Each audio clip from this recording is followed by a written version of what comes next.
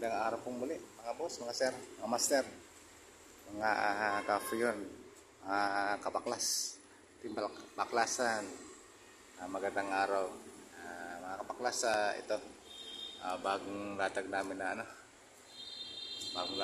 na wires, bali 2 sets na 3 phase.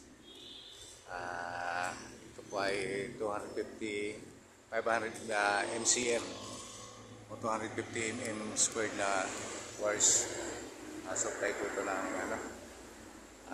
po ito ng Meralco punta dito sa planta na ginagawa namin mga sir, mga boss. So yan, ganun sa kalaki ang wire, 3 piece na 2 seats. Lang gawin kasi napakabigat po ng wire. So dito yan tatakbo sa loob ng ng planta nila. Ito po ay planta ng maliit na tube ice na tintanos lang. So 2 piraso. Yan, in-update ko lang kayo dito sana. So sa sitwasyon ngayon, although hindi pa ito umandar dahil wala pa yung kuryente ng Meralco. So ito na siya ngayon. So nakatap na siya doon sa ating main breaker. At dito sa load side, naglinya na rin tayo ng panibagong wires. So dapat nakakonduit ito. Pero sabi kasi ng may-ari, wag nilang daw kasi temporary lang naman itong latag ng supply, kasi babaguhin din pagdating ng susunod na mga buwan. So ito yung kanyang control panel. So yan mga boss, in-update ko lang kayo. Paki-share na lang po, paki-likes at paki-comment po kung meron kayong may comment dito sa aming mga ginagawa. Although maliit lang na project to, pero okay na rin kaysa wala. So ito yung kanyang control panel. So nakapaspar na siya mga boss. So medyo lumang kung ng control. At yun, ititrace pa namin ito pag may power supply na. So hindi namin kasi ito matrace kung okay lahat yung laman ng ating control, kasi wala pang power supply. So titingnan natin pag yan. So lumang design ng control panel. So titingnan natin to kung okay pa ba yung control. Active pa ba lahat yung mga contactor nito at saka mga breakers. So ayan mga boss. So medyo may kalumaan na. Siguro umandar ito ng almost mga 8 to 10 years.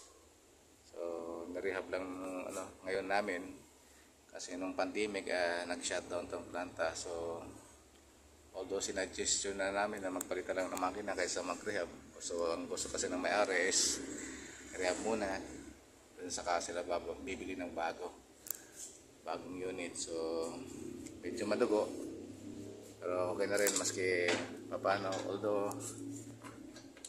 matagal ang pag-antay kasi walang hindi pa naayos yung Meralco. So halos mag-isang buwan na itong pinabalik-balikan namin mga boss. Tapos yung wires, kailan lang dumating yung wires, kaya kailan lang din namin nailatag yung kanyang power supply dito sa loob ng papunta dito sa loob ng planta. So antabayanan po mga boss kung yung bagong development. So ito pala yung kanilang water filtration. So gumagamit din sila ng mga water filtration dito para sa kanilang tube ice maker. So ayan. So yan na ngayon yung status ng ating tube ice. So 2. So although hindi pa talaga fully na masasabi nating condition, dahil kailangan natin ng power supply para mag-check natin kung okay pa ba lahat ang sistema nito. So in-update ko lang kayo mga boss, mga sir, mga kapaklas. Paki-subscribe na lang po, paki-comment kung meron kayong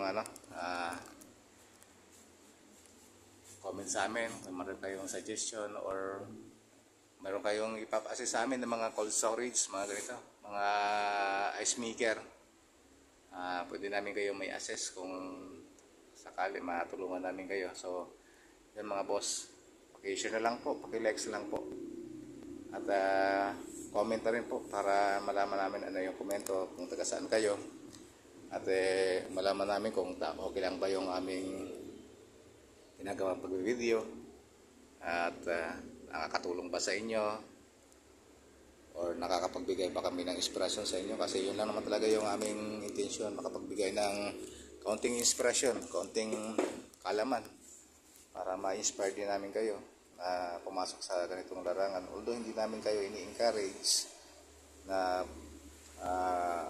ang ganitong trabaho, pero kung wala naman talaga kayong ibang papasokang trabaho at dito kayo magaling sa larangan ito, so welcome kayo sa sa ganitong larangan. So mga boss, mga sir, paki-comment lang po at paki-subscribe, paki-likes, at